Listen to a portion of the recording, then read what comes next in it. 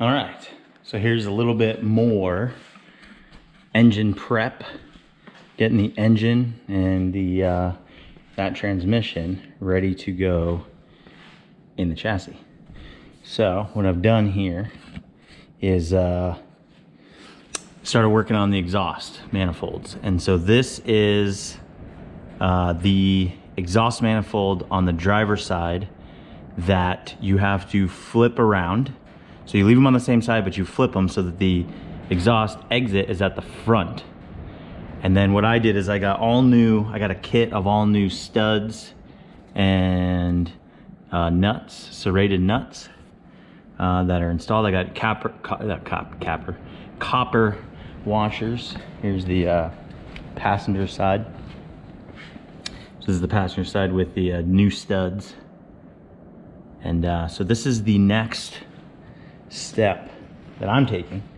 I still have to put the front brackets back on here, and I think getting there, getting one step closer, and we'll see before. And then I've got to clean up. I got motor mounts, so I got some new motor mounts here that I'm going to be putting on. I didn't go with polyurethane mounts. I just went with the basic rubber ones. So we'll see. Trying, I don't know. I had no other thought other than the rubber mounts are much less expensive. They are stock replacements.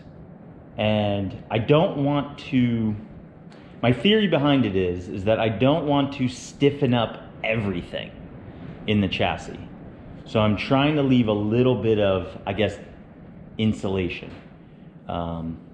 So the motor won't be as, I don't know, to me, I don't know if I want the motor as stiff in the chassis. That's my theory behind it, and that's what I'm going to start with. And then we'll see how that works out. But I got new motor mounts, so I'm going to put those on. I'm going to put the other exhaust manifold on. Now they say in the manual that it hits something over here. I think it's one of these things. But I want to say that I've checked the fitment before and I didn't have a problem. They also want you, when you install it, and this is from the Mustang manual, they want you to start in the middle, work your way to the back and back to the front, and they want you to step the torque from lowest. So I think they recommend 14, then to 15, then to 16 inch-pounds, which you'll have to do the math on your own because I already did the math and I don't remember. I know the last one's like 192. So yeah, that's it for now. Okay, so I've got both sides installed. I decided not to take the studs out of this exhaust manifold because these ones are a little bit more difficult to get out. So I cleaned them up as good as I could. I'm gonna replace the other ones though because I just feel like it. And then I started to work on accessories. I got this coil back on. I want to soak that for a little bit in white vinegar to clean it up. Now, here's a section that you might have a difficulty with because I know I did. I got to this section in the instructions, which say to attach the AC eliminator kit. I have a 96, so you got to find this bracket, and this bracket is actually bigger than it looks in the picture. It's this one here. This is the bracket. I have to paint mine. It's one of those parts I missed when I was doing powder coating, so I'm going to paint it. And it comes with a pulley, which is in this box, and then it comes with a spacer, which is that there, and then the bolt and the nut. Now, it's supposed to be, I'll show you this. It's supposed to be in box 15. And box 15 says 13,700 96 eliminator kit. Now, I might have, well, apparently I checked it off when I got it. This is Factory 5 checking off, putting it in the box. This is me checking it off that was in the box when I got it. For some reason, and I went all over looking for this thing, because I had taken the bracket out at some point. Now, I found it in box 4. And let me find box 4 here. And box 4 is ancillary components. There's box 1, box 1A, box 2, box 3, box 4. Ancillary components. And they have alternate drive pulley components, pulley wheel to replace AC, pulley spacer, machined aluminum. And you see those numbers there? Yeah, those numbers do not match up with that number. Now, and this is just a little bit of me venting. For as long as Factory 5 has done this, you'd think that they would have printed labels so as not to get confused with somebody's handwriting, because that could be, it's a 1 and I believe a 7, 080.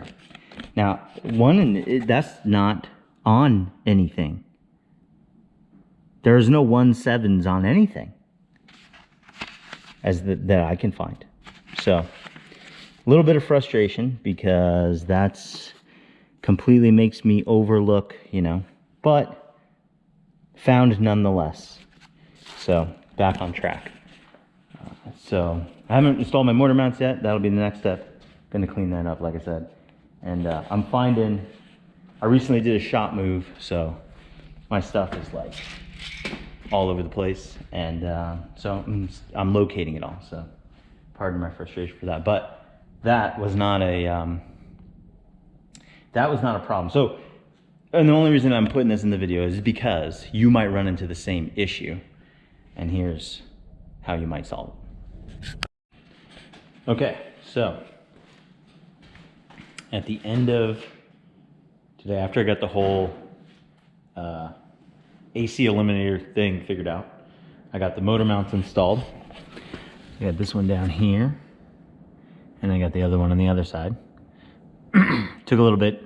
Had to remember that where these studs go versus the bolts. If you don't know, there's 2 studs on this side and 1 bolt, and on the other side there's 2 bolts and 1 stud. And that's for mounting of some other stuff. So I don't know if I need that or not. We'll see. And then I got, there's heat shields that go here. And then I got all that soaking in some white vinegar because that's how I'm cleaning it up. Same thing with the aluminum bracket that goes here. And then I got the tensioner in there as well. I got the water pump pulley back on.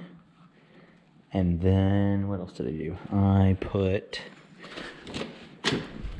the heater bypass. So they tell you in the manual, they give you a heater bypass hose, but their heater bypass hose, when I installed it, had this weird kink in it. So one of the stock hoses I just used, turned it and put it on, and that was what I did for that. So that was that.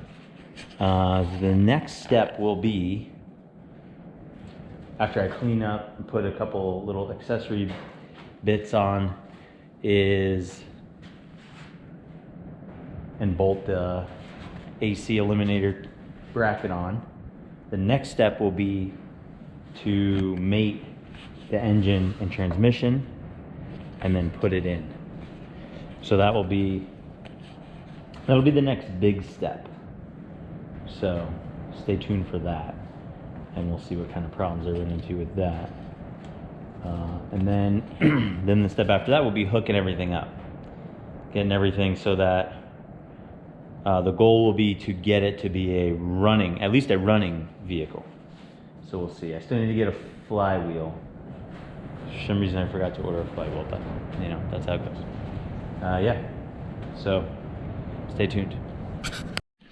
So I figured out the problem with the parts from the last clip. So it definitely would help if they put printed labels. So this is actually, it's not 17080, it's 11080. And it's listed. There's, in box 15, there is the, I believe it's the 90, you know, it's the donor parts, like specific to what your donor vehicle you have. And then there's ancillary, which is box 4, I believe. And they split it, they split the parts up. So this bag of bolts that is 11080 has the bolts to mount the bracket to the engine. So it has these 3 bolts and then the washers, and they want you to double these washers and this washer because this is on the Mustang engine, this is where the sleeve is for the AC pump. So they want you to double the front ones up. And so the bolts to bolt this up to this, the engine, is in that bag. The bolt for the pulley, this bolt and spacer, and for some reason, they don't give you the washers in the bag, but that bolt is in the donor. Yeah, I don't, it's a bit of a confusing thing that they split it up like that and not put everything in one location. And then they also give you another pulley. So there's 2 of these QJ 48030 pulleys. I don't know why, but it's got to be a confusion with when you buy the donor. There's like a donor option to give you all the stuff to do the conversion, and I think that's part of the confusion. But yeah, anyway, that's on there. And then I got some other things cleaned up.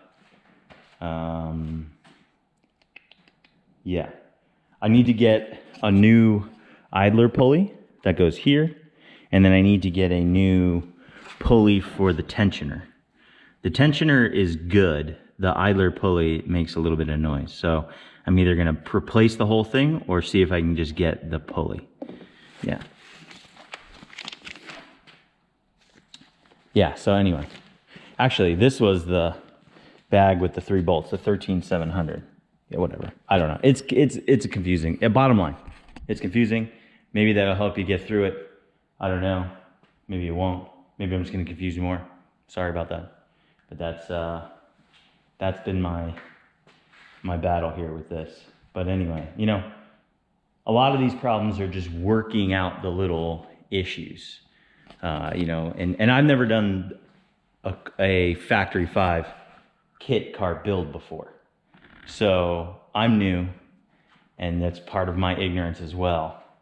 And there's ways I would improve it. There's ways I would improve it from the factory 5 perspective. You know, a little bit better labeling, a little bit clearer. Some stuff like that would be nice. But anyway, stay tuned. I think this is the last clip I'm going to do for this video. And then I'm going to do another video when I get the flywheel in and I go to put everything together. The transmission and the engine, and I put it in. I think that'll be the next video. So, yeah, stay tuned.